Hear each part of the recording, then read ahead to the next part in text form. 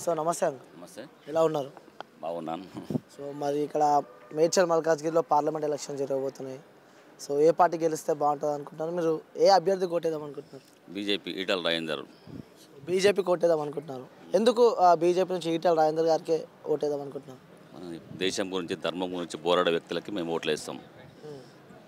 ఈటల రాజేందర్ వ్యక్తి మంచి వ్యక్తి, అభివృద్ధిలో ముందు ఉంటాడు, అతనికే ఓటేస్తాం.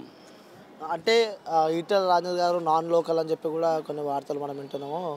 దీనికి సంబంధించి మీరు ఏం చెప్దాం అనుకుంటున్నారు? దేశ పౌరుడు నాన్ లోకల్ లోకల్ ఇవన్నీ తప్పుడు విషయాలు. దేశ పౌరుడు దేశంలో ఎక్కడైనా పోటీ చేయొచ్చు. ఇండియాలో భారతదేశంలో ఎక్కడి నుంచైనా పోటీ చేయొచ్చు. ఇందిరాగాంధీ మెదక్ నుంచి పోటీ చేయలేదా? అది తప్పది. దేశంలో ఎక్కడైనా పోటీ చేయొచ్చు.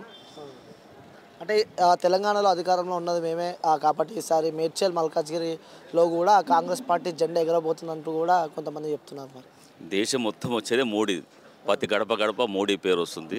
వచ్చేది ఈటల రాజేందర్. దేశంలో ప్రధాన అయ్యేది నరేంద్ర మోడీ. సరే, మీరు ఈటల రాజేందర్ గారికి ఓటేసి గెలిపిద్దాం అనుకుంటున్నారు కదా. సో ఎందుకోసం ఈటల రాజేందర్కి ఓటేద్దాం అనుకుంటున్నారు? సో జనాలు ఎందుకు ఓటేయాలంటే ఒక పర్సన్గా, నార్మల్ పర్సన్గా మీరు ఏం చెప్తారు? వ్యక్తిగతంగా మంచి వ్యక్తి. టీఆర్ఎస్ ఉన్నప్పుడు వ్యక్తి మంచి వ్యక్తే, బీజేపీలోకి వచ్చిన వ్యక్తి మంచి వ్యక్తిని బట్టి ఓట్లు వేద్దామని ఆలోచన మొత్తం దేశ ప్రజలది. వ్యక్తి గురించి మంచి వ్యక్తి.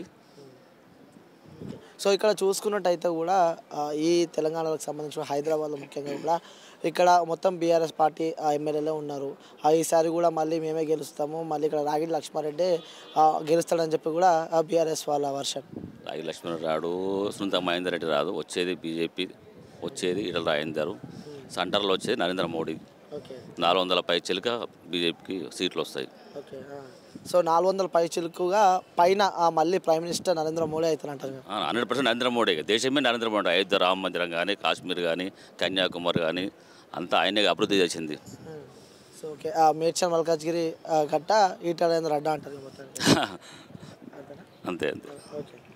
రుణాలు ఇచ్చేంత వరకు మీద పడతారు, ఇచ్చినాక మాఫీ అంటారు. మాయమాటలు చెప్తే నమ్ముతారు, మోసపోయి ఏడుస్తారు. చూడు, ఇదే శివరాకరి. వచ్చే వారం ఇల్లు జప్తు చేసుడే. మనం మోసపోయినమే కౌసల్య. గత ప్రభుత్వం కారు వేసుకొచ్చి రుణమాఫీ చేస్తారని చెప్పి మోసం చేసిపోయే. ఈసారి గెలిచిన వాళ్ళు మొండి చేసి చూపెట్టే. అయినా మనం ఏమన్నా వాళ్ళని కాళ్ళ దిప్పమంటిమా, లేక వాళ్ళ చేతిలో ఊరేగిమంటిమా? బ్యాంకు రుణం మొత్తం మాఫీ అంటిరి, పెట్టుబడి సాయం 15,000 అంటిరి, కూలీలకు కూడా 12,000 అంటిరి, మద్దతు ధర మీద బోనస్ 500 అంటిరి. ఏది తీరకపోయా, ఎట్లా సచ్చేది? మనకిప్పుడు కావాల్సింది ఇట్లా అబద్ధాలు చెప్పి మోసం చేసేటోళ్ళు కాదు, మాట చెప్పిండంటే గ్యారంటీగా చేసే మోడీ. ఈసారి మాకు మోదీనే గ్యారంటీ. కమలం గుర్తుకు ఓటేద్దాం, బీజేపీని గెలిపిద్దాం. మోడీ మన అందరి నేస్తం, బీజేపీనే గెలిపించేద్దాం.